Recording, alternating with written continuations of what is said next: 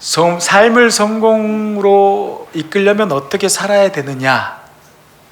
답은 세상에 그런 거에 있는 것이 아니라 성경에 있다라고 이야기를 하는 겁니다. 많은 젊은 세대들이 내가 좀 더 돈을 벌고 잘 살기를 원하고 있습니다. 누구나 다 그래요. 그래서 그 답을 어떤 유능한 사람들이나 TV라든가 책으로 이렇게 답을 찾아보려고 하지만 그건 다 어리석은 사람들이다라고 하는 것이 마찬가지. 제가 봤을 때 삶의 성공은 어디에 있느냐? 그 첫 번째는 하나님의 말씀에 있고 그 두 번째는 예배에 있다라고 하는 것이. 예배. 그래서 우리가 말씀과 예배를 가장 우선순위로 먼저 지키려고 노력하는 그런 성도들이 돼야 된다라고 하는 것입니다. 사람이란 어머니 뱃속에서부터 나는 날부터 고난의 세상으로 대상을 쌓으며 살아가기 마련이다라고 하는 것이. 물론 사람마다 환경과 조건에 따라 다소 차이가 있기는 하나 부자는 부자대로 가난한 사람은 가난한 사람대로 제각기 눈에 보이지 않는 고투를 하면서 살아가게 되어지더라 이거예요. 어린이나 어른이나 젊은이나 늙은이나 험한 세상을 살아가는데 힘들기는 매 한 가지다라고 하는 것이. 그래서 우리는 정말로 나약한 존재일 수밖에 없다라고 하는 것이. 옛날에 바울이 호송되어서 알렉산드리아로 이렇게 배를 타고 가던 중에 광풍에 부딪혀서 파손된 것 같이 우리가 타고 가고 있는 이 배에도 바다에 노도 광풍이 일 때가 있다라고 하는 거예요. 때로는 앞길을 분간키 어려운 안개가 자욱히 끼어 있기도 할 때가 있습니다. 또 암초가 숨어 있는 것도 언제 알려질는지는 모를 일이다라고 하는 것이. 일생을 마치게 하는 또 그런 시험과 유혹도 무시할 수 없는 형편이 되어지더라 이거예요. 이처럼 질풍노도, 안개, 암초가 있는 바다를 어떻게 항해할 수 있겠습니까? 인생의 바다를 어떻게 하면 성공적으로 건널 수 있느냐라고 오늘 질문을 던지고 있습니다. 어떤 이가 말하는 것처럼 삶의 자세는 재능보다 중요하다라고 해요. 시인 괴테라고 하는 사람은 첫 단추를 잘못 끼면 마지막 단추는 낄 구멍이 없다라고 이렇게 말을 했습니다. 단추 하나 끼는데도 밟아야 할 순서와 단계와 과정이 있더라 이거예요. 우리는 첫 단추부터 잘 끼워야 하는 것입니다. 천리길도 발 밑에 한 발자국부터 시작이 되어지더라 이거예요. 출발이 잘못되면 결과는 자연히 실패의 쓴 잔을 마실 수밖에 없다라고 하는 겁니다. 삶을 성공으로 이끌기 위한 비결이 무엇인지 살펴보는 것 가운데 우리 모두에게 오늘 이 자리 은혜가 있기를 바랍니다. 우리가 살아가는데 물론 재능이 필요합니다. 그러나 어떤 재주를 가지고 있느냐보다는 어떤 자세로 살고 있느냐가 더 중요하다라고 하는 것이. 인생은 긴 마라톤과 같다라고 하는 것이. 이 마라톤을 승리로 마치려면 끝까지 달리고자 하는 마음의 자세를 가지는 것이 중요하다라고 하는 것이. 그러므로 우리에게 신앙이 필요합니다. 확신이 있어야 합니다. 인생의 승패와 행복과 불행, 성공과 좌절이 삶의 자세의 차이에서 생겨나더라 이거예요. 인생을 비관적 태도로 사느냐, 낙관적 태도로 사느냐, 소극적 자세로 사느냐, 적극적 자세로 사느냐, 또한 무책임한 자세로 일하느냐, 그렇지 않으면 성실한 태도로 일하느냐, 이것은 정말로 매우 중요한 문제가 아닐 수 없다라고 하는 것이. 특히 젊은이들은 마음이 마치 바람에 흔들리는 물결과 같다라고 합니다. 소망과 절망, 광명과 의혹, 기쁨과 슬픔이 교차되는, 말하자면 가슴이 설레이는 그런 시기가 청년의 시대다라고 합니다. 그런 의미에서 청년의 시기는 또 한마디로 고통의 시기도 된다라고 하는 것이. 뿐만 아니라 청년의 시기는 의심스러운 마음이 가득한 그런 시기다라고 하는 것이. 어려서 믿어지던 것도 점점 의심이 생기게 되어지는 거고, 더구나 청년의 시기에는 반항의 시기도 되어지더라 이거. 어릴 때 순종하던 자세에서 기성세대와 질서에 대해서 반항하는 심리가 생기기 쉽습니다. 이런 때를 잘 통과해야 인생 행로에 성공할 수가 있습니다. 이런 시기를 통과하려고 하면 무엇보다도 이 시기가 얼마나 위험한 때인지를 미리 알고 조심해야 된다라고 하는 거예요. 동서고금을 막론하고 청년의 때에 하나님을 찾고 신앙을 얻어서 일생토록 하나님을 섬기고 인류 사회를 위해서 봉사하는 사람이 성공한 사람이요 승리한 사람이다라고 이야기하는 것입니다. 삶을 성공으로 이끌려면 첫 번째, 죄를 깨닫고 바로 돌아서야 된다라고 하는 것이죠. 죄를 깨닫고 바로 돌아서야 된다라고. 룻기 1장을 보면 나오미가 나옵니다. 나오미는 떠나서는 안 될 하나님의 약속의 땅이었던 그 은혜의 땅을 떠나버렸습니다. 나오미는 모압으로 이주한 것이 잘못되었음을 알았습니다. 나오미는 남편과 두 아들을 모두 잃고 난 후에야 그때서야 깨달았다라는 거예요. 늦긴 했지만 하나님 앞에서 깨닫는 것이 중요하다라는 것을 오늘 우리에게 가르쳐주고 있습니다. 열왕기상 17장 18절 말씀에 여인이 엘리야에게 이르되 하나님의 사람이여 당신이 나와 더불어 무슨 상관이 있기로 내 죄를 생각나게 하고 또 내 아들을 죽게 하려고 내게 오셨나이까? 라고 이렇게 고백을 하고 있습니다.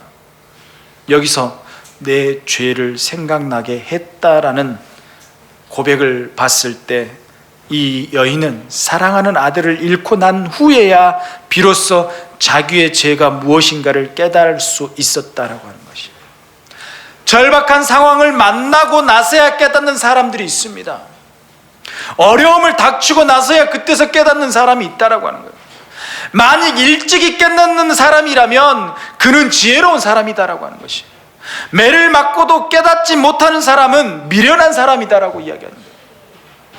우리는 기쁜 일을 만날 때나 슬픈 일을 만날 때나 항상 하나님 앞에서 각성하고 돌아보며 하나님의 뜻과 내가 걷고 있는 길이 일치가 되는가를 묵상하고 깨달을 수 있어야 되는 것입니다. 오늘 변하지 않으면 더 이상 물러설 곳이 없다라는 말씀을 기억하시기 바랍니다. 오늘 변해야 된다라고 이야기하는 거예요. 오늘 변하지 않으면 나는 더 이상 물러설 곳이 없다라는 거예요. 이왕이면 어려움 다 겪고 깨닫지 않기를 바랍니다. 미리 내 죄가 뭔가를 알고 그거 하나님 앞에 반드시 서려고 노력하는 그런 인생이 되시기 바랍니다.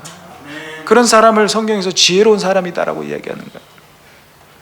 젊을 때일수록 말씀과 예배를 놓지 마시기 바랍니다. 말씀과 예배를 놓는 순간 나는 미련한 사람이 된다라고 하는 것이. 나오미의 훌륭한 모습은 자기가 받는 고통이 하나님의 사랑의 채찍질이었다는 것을 깨닫고 다시 하나님이 있어야 할 장소였던 베들레헴으로 돌아오기 시작합니다. 우리가 있어야 될 자리, 바로 이 자리라고 하는 것이. 지금 우리는 어디를 향하고 있습니까? 이제는 약속의 땅이었고 축복의 땅이었던 베들레헴으로 돌아가야 할 때다라고 하는 것이에요. 많은 사람들이 예수를 믿고 말씀을 듣고 예배를 드렸지만 이 자리에서 많이 떠나버린 사람들이 있다라고 하는 거예요. 그 사람들이 돌아와야 할 곳은 어디다? 바로 약속의 땅인 바로 이 예배 장소다라고 하는 것이에요. 주님의 품으로 돌아가야 합니다. 주님의 복된 언약의 말씀으로 돌아가야 한다라고 하는 거예요. 주님의 복된 말씀을 떠나지 마시기 바랍니다. 말씀 안에 거하고 은혜 안에 거하는 성도가 될 때에 우리의 삶을 성공으로 이끌 수 있고 또 영육간의 복을 누리게 됨을 믿으시기 바랍니다. 성공하고자 원하십니까? 말씀 안에 거하는 여러분 되시기 바랍니다. 여러분 인생을 살다 보면 버려야 할 것들이 있고 절대로 버려서는 안 될 것이 있습니다. 떠나야 할 곳이 있고 절대로 떠나서는 안 될 곳이 있습니다. 잊어야 할 것이 있고 절대로 잊어서는 안 될 것이 있다라고 하는 것이에요. 우리가 받은 가나안 땅은 무엇입니까? 그것은 우리 주 예수 그리스도다라고 이야기하는 거예요. 주님의 몸된 교회다라고 이야기하는 거예요. 믿음의 생활을 떠나지 않기를 축원합니다. 절대로 예배당과 예수 그리스도를 떠나지 않는 여러분들이 되시기를 바랍니다. 그게 바로 성공하는 길이다라고 하는 것이. 두 번째는 뭐냐? 삶을 성공으로 이끌려면 믿음과 착한 양심을 가져야 된다라는 거예요. 믿음과 착한 양심. 디모데전서 1장 19절 말씀에 보면 믿음과 착한 양심을 가지라. 어떤 이들이 이 양심을 버렸고 그 믿음에 과연하여서는 파손되었다라고 합니다.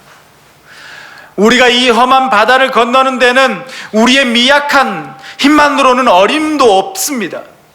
바울은 어떻게 그의 인생의 항해를 성공으로 이끌었습니까? 재산이 많았을까요? 자식이 많았을까요? 아무것도 아니었고 아무것도 없었다라고 하는 것이, 오로지 하나님을 믿는 믿음에서 나오는 힘이 역사였기 때문에 성공한 것이었다라고 이야기를 하고 있습니다. 그러므로 바울은 뭐라고 이야기하냐면 내게 능력 주시는 자 안에서 능치 못할 것이 없다라고 고백을 했습니다. 뿐만 아니라 하나님을 믿는 자에게는 다음과 같은 약속을 주셨습니다. 이사야서 41장 10절 말씀을 보니까 두려워하지 말라, 내가 너와 함께함이라, 놀라지 말라, 나는 내 하나님이 됨이라. 내가 너를 굳세게 하리라, 참으로 너를 도와주리라, 참으로 나의 의로운 오른손으로 너를 붙들리라. 이렇게 고백을 하고 있습니다. 하나님의 약속을 믿으시기 바랍니다. 그 약속을 믿고 우리는 외쳐야 됩니다. 우리가 할 수 있다.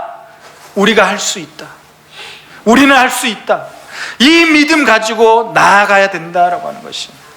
그리고 착한 양심을 갖는 것이 중요하다라고 하는 거예요. 착한 양심. 부끄럽고 더러운 양심이 아니라 깨끗하고 선한 양심을 가지라고 오늘 이야기하고 있습니다. 우리가 배를 탈 때 필요한 것이 많이 있지만 그 중에 가장 기묘한 것이 무엇인지 아십니까? 그것은 바로 나침판이라는 거예요. 나침판. 이것이 있어야 방향을 바로 잡을 수 있다라고 하는 것이에요. 저는 나침판을 잘 봅니다. 지도를 가지고. 보이스카우트를 해가지고 나침판과 지도가 있으면 다 찾아갈 수 있어요. 오늘 저녁에 정글의 법칙 하죠. 그렇죠. 거기에 보면 지난주, 지지난주에 이게 배를 하나 태워놓고 지도와 나침판을 주면서 찾아가라고 이야기했는데 이놈들이 이 나침판과 지도를 못 찾으니까 계속 바다에서 뺑뺑 돌기 시작해요. 뺑뺑 돌기 시작해요. 나침판이 중요하다라고 하는 거예요. 우리 인생의 바다엔 마음의 배를 위한 나침판이 있어야 됩니다. 뭐가 있어야 된다? 나침판이. 그것이 바로 착한 양심이라는 거예요. 착한 양심이 필요하다라고. 이 양심은 우리 심령에 성전의 지성소요, 마음의 촛불로서 시비를 판단하고 갈 길과 가지 않을 길을 가르쳐주는 역할을 하더라 이거야. 선한 일을 이렇게 장려하는 것이 양심입니다. 악한 일을 책망하는 것도 역시 양심입니다. 감사하는 것도 양심이다라고 해요. 감사하는 것도 양심입니다. 여러분, 어떤 상황에서도 양심의 소리에 귀를 기울이시기 바랍니다. 무시하거나 못 들은 척해서는 안 된다라고. 아무리 어려운 일이거나 내게 손해를 주는 일이더라도 양심의 명령이면 그대로 따라가야 된다라고 하는 거예요. 그리해야 우리 인생의 배가 파손하지 않는다라고 하는 거예요. 사업에 실패해서 낙담한 젊은이가 그 원인을 해결하려고 고심하고 있었습니다. 그는 절친한 친구에게 자신의 고민을 털어놓았습니다. 나는 왜 이런 문제를 잘 해결하지 못했을까? 친구는 잠시 생각한 후에 이렇게 말했습니다. 아마 그것은 자네가 깊이 감사하지 않았기 때문일 것이다. 감사라고? 자네 지금 무슨 말을 하는 건가? 사업에 실패한 젊은이는 이렇게 반문했습니다. 친구가 말합니다. 생명의 특권에 감사하게, 지금까지 살아있는 것을 감사해야 된다. 그리고 더 적게 불평하고 더 많이 감사해야 된다라고 이렇게 이야기합니다. 그러면 자네의 삶이 더 밝아질 것이다. 착한 양심, 부끄럽지 않는 양심, 깨끗한 양심은 인생 항해를 성공으로 이끄는 비결이다라고 하는 것이, 삶을 성공으로 이끌려고 하시면 여러분 믿음과 착한 양심을 가지시기 바랍니다. 세 번째는 뭐냐? 세월을 아껴야 된다라고 하는, 세월을 아껴야 된다. 에베소서 5장 15절에서 16절 말씀에 보면 그런즉 너희가 어떻게 행할지를 자세히 주의하여 지혜 있는 자 같이 하지 말고, 지혜 없는 자 같이 하지 말고 오직 지혜 있는 자 같이 하여 세월을 아끼라. 때가 악하다. 하나님이 인간을 만드신 목적은 하나님의 영광을 위해서다라고 이야기를 하고 있습니다. 그러므로 우리 그리스도인들은 성공은 무엇이냐? 하나님의 영광을 위해서 하는 것이다라고. 무엇을 많이 얻으면 성공한 것이 아니라 창조주 하나님께 본래 목적을 성취하면 성공한 것이다라고 이야기해요. 내가 큰 넓은 집에서 사는 것, 내가 돈이 많은 것, 내가 옷을 좋게 입고 다니는 것, 이것이 성공한 것이 아니다라고 이야기하는 거예요. 성경에서 성공하는 것은 뭐다? 내가 하나님의 영광을 위해서 오늘도 살고 있다라고 하는 것이. 여러분 인생은 성공하셨습니까? 2명밖에 없네. 내 삶을 통해서 하나님의 거룩한 이름이 드러난다면 결국 그 인생은 성공한 것이다 라고 하는 것이. 내가 양심적으로 일을 하는 것, 이거 하나님의 영광을 드러내는 것이다 라고 생각하면 내 인생은 성공한 것이다 라고 하는 것이. 그런데 세월을 아끼기 위해서는 어떻게 똑바로 걸을 것인가를 조심하라고 이야기하고 있습니다. 어떻게 똑바로 걸어갈 것인가. 목적만이 능사가 아니다라고 하는 것이. 결과를 위해서 과정이 무시되어서는 안 된다라고 하는 거예요. 특히 그냥 얻어지는 시간을, 없어지는 시간을 어떻게 잘 사용하느냐가 삶의 성공과 실패를 좌우한다라는 것입니다. 성경의 인물 가운데 시간과 기회를 가장 잘 활용했던 사람들을 들자면 바로 야곱을 들 수가 있습니다. 야곱은 주어진 시간과 기회를 최대한 활용한 사람이었습니다. 악한 것도 문제이지만 게으른 사람은 절대로 성공할 수 없음을 명심하시기 바랍니다. 시간을 낭비하는 사람은 게으릅니다. 현실을 파악을 못합니다. 시간이 항상 자기를 기다려줄 것이라고 생각하고 있습니다. 그리고 내일 하면 되지라고 스스로를 위로할 때가 많다라고 하는 것이. 그러나 기회가 기다려줍니까? 세월이 멈춰줍니까? 그리고 방탕하면 성공할 수가 없습니다. 인간의 문화를 망가뜨린 주범이 바로 술이라고 하는 거예요. 처음에는 사람이 술을 먹지만 나중에는 술이 사람을 먹는다라고 합니다. 잠언 21장 17절 말씀에 연락을 좋아하는 자는 가난하게 되고 술과 기름을 좋아하는 자는 부하게 되지 못하느니라 라고 해요. 또 잠언 3장 35절 말씀에 내가 스스로 말하기를 사람이 나를 때려도 나는 아프지 않냐고 나를 상하게 하여도 내가 감각이 없도다. 내가 언제나 깰까 다시 술을 찾겠다 하리라. 술이 인생을 망친다라고 하는 것이. 주어진 시간을 잘 활용하고 찬스를 꼭 잡아야 삶을 성공으로 이끌 수 있음을 명심하시기 바랍니다. 어느 가정에서는 저녁에 잠자기 전에 맥주나 막걸리 같은 술을 마시고 잔다라고 이야기하는 사람들이 있습니다. 그것은 대단히 잘못된 습관이다라는 거예요.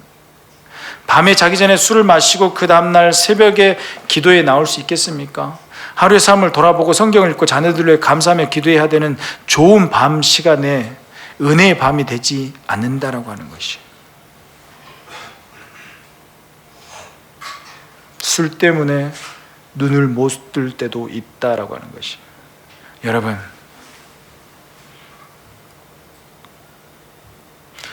세월을 아끼는 여러분들이 되시기 바랍니다. 네 번째는 삶을 성공으로 이끌려면 인생의 항해도를 자세히 보아야 된다. 젊은이들에게 저는 꼭 그렇게 이야기합니다. 무작정 걸어가지 말아라. 무작정 걸어가지 마라. 너가 하고 싶은 것을 어느 나이 때 할 건가를 그 기점을 정해놓고 뒤로 몇 년씩 항해도를 그려야 된다. 설계도를 그려야 된다라고. 항해사는 바다에 대한 상세한 지도를 필요로 합니다. 우리가 언뜻 생각하면 물만 있으면 어디든 배가 떠다닐 수 있을 것처럼 여겨지지만 사실은 그렇게 간단한 문제가 아닙니다. 암초와 배의 위치를 알려주는 지도를 보고 이들을 피해야만이 안전히 항해할 수 있기 때문이다. 여러분의 인생의 항해도는 무엇입니까? 그것이 성경임을 인정할 수 있습니까? 왜 우리는 그렇게 오래전에 쓰여진 책을 지금까지 이렇게 애독하면서 있는지 아십니까?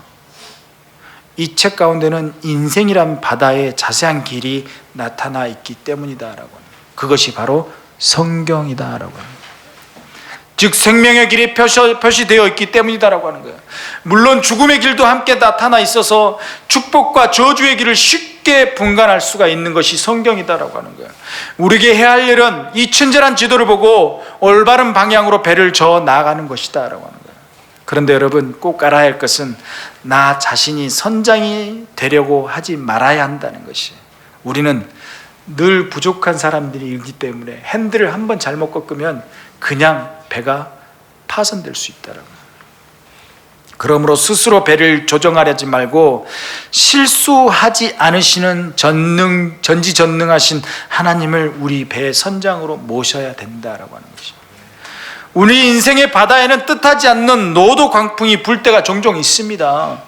우리 힘으로는 지식만으로는 도저히 감당하기 어려울 때가 있다라고 하는 거예요. 여러분 어려울 때일수록 주님을 선장으로 모시고 그 명령에 복종하시기 바랍니다. 이것이야말로 삶을 성공으로 이끌 수 있는 길임을 믿으시기 바랍니다.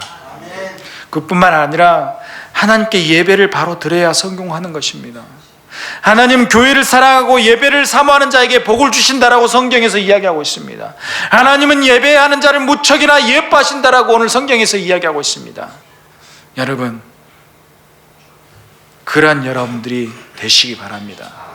끝으로 삶을 성공으로 이끌려면 영혼이 잘 돼야 된다.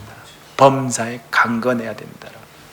성경은 분명히 영혼이 잘 되는 것이 삶의 형통보다도 우선순위를 가르쳐주고 있습니다. 영혼이 잘 된 이후에 그에 비례하는 모든 일들이 잘 되기를 바란다는 기원이 뒤따르고 있다고 하는 것이요. 영혼이 잘 되지 않고는 삶에서 온전한 풍성함과 형통함을 누릴 수가 없다고 하는 것이에요. 영혼을 중요시 여기지 않고 자신의 배만 채우고 세상의 욕심만 추구하다가 결국에는 지옥에서 그때의 잘못을 뼈저리게 느끼며 애통하는 부자의 통곡을 기억해야 된다라고 이야기를 하고 있습니다.